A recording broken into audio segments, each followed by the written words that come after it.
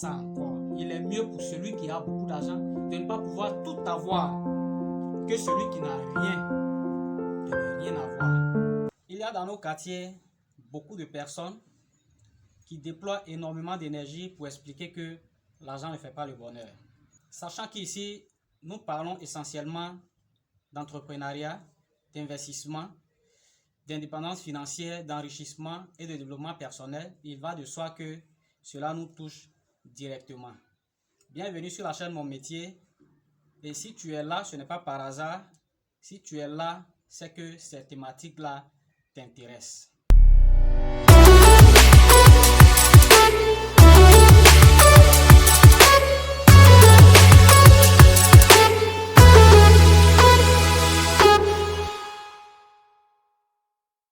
Sois la bienvenue. Et je disais tantôt qu'il y a beaucoup de personnes, peut-être que tu en connais dans ton quartier où tu es, qui passent le temps à expliquer que l'argent ne fait pas le bonheur. Et cela se base beaucoup sur le fait que la santé est mieux que l'argent et qu'il fallait privilégier la santé par rapport à l'argent. Alors, la question que moi, je retourne tout de suite, c'est est-ce que la pauvreté, elle aussi, fait le bonheur? Parce que quand on énonce que l'argent ne fait pas le bonheur, ça sous-entend que c'est la pauvreté qui fait le bonheur. Et ceux-là ne maîtrisent pas très souvent ou ne voient pas très souvent la portée de ce qu'ils énoncent. Parce que ça veut directement dire que c'est la pauvreté qui fait le bonheur. Alors, chers abonnés, de toi à moi, parce qu'à un moment, il faut qu'on se parle franchement, qu'on soit sincère avec nous-mêmes. Même si on veut tromper les autres, il faut qu'on soit sincère avec nous-mêmes et envers nous-mêmes. Est-ce que, selon toi, est-ce que la pauvreté fait le bonheur? Si l'argent ne fait pas le bonheur, la pauvreté non plus ne fait pas le bonheur. Et encore pire, la pauvreté fait le malheur. La pauvreté est elle-même le malheur en personne.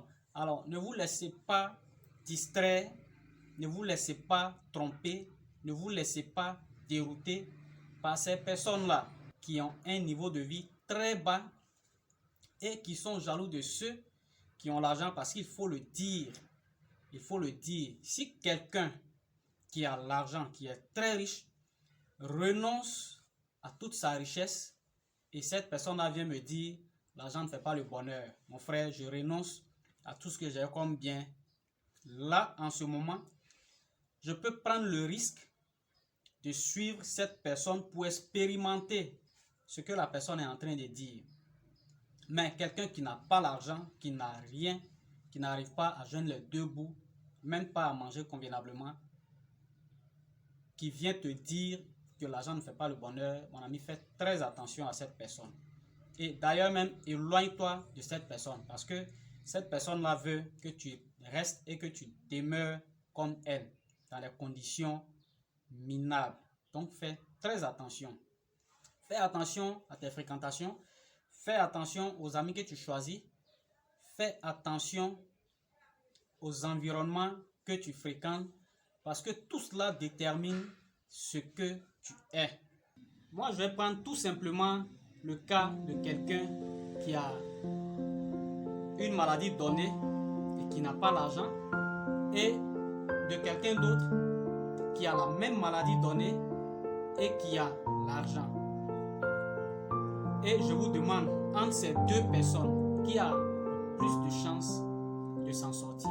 Je vous demande simplement de prendre ces deux situations-là et de prendre toujours ces deux types de personnes, celui qui a l'argent et celui qui n'a pas l'argent, et mettez-les dans la même situation-là où l'argent doit intervenir. Vous allez me dire comment ça va se passer avec ces deux différents types de personnes.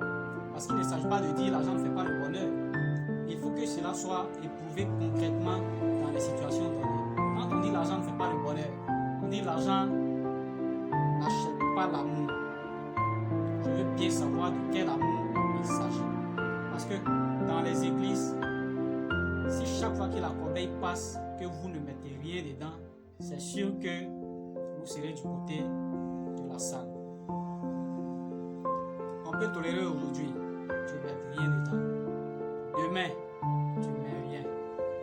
Après-demain, vous savez de quoi je parle.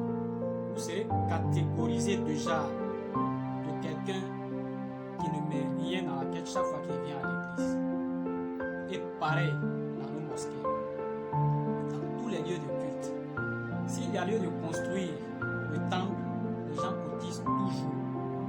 Et si toi tu ne cotises pas, c'est que tu ne fais pas partie des fidèles de l'église ou de la mosquée. Donc je ne vois pas de quel amour il s'agit. Prenons le cas de la femme.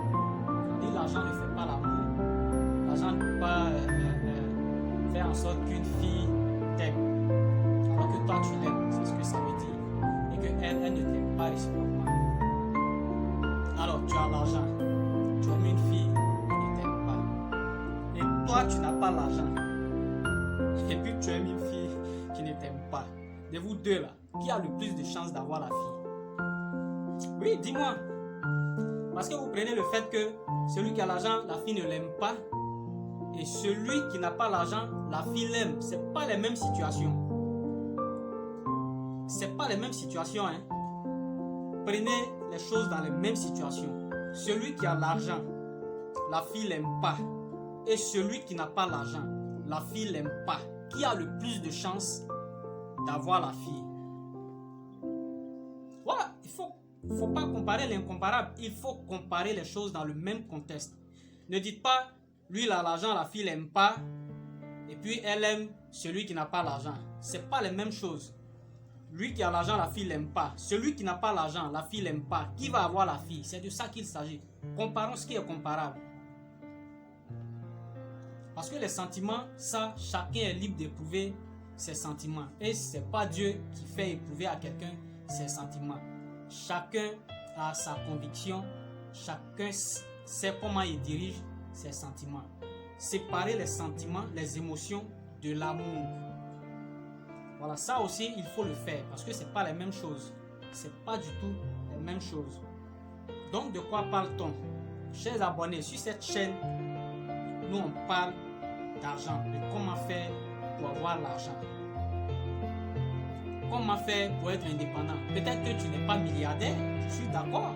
Parce que quand on parle d'argent, c'est pas, on ne parle pas forcément d'avoir des milliards, des centaines de milliards, des centaines de millions. Non, on parle d'être autonome, d'être indépendant financièrement, de pouvoir gérer le minimum soi-même. Quand tu es malade, de pouvoir te soigner convenablement, de pouvoir te nourrir convenablement, de pouvoir te loger convenablement, de pouvoir t'occuper de tes enfants convenablement.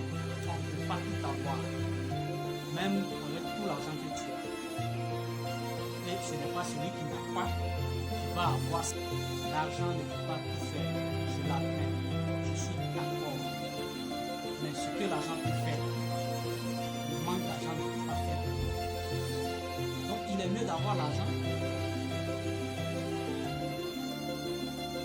et traverser une certaine situation que de ne pas avoir l'argent, se faire marcher dessus dans les hôpitaux, se faire cracher dessus dans les hôpitaux, se faire insulter dans les hôpitaux, se voir jeter dehors.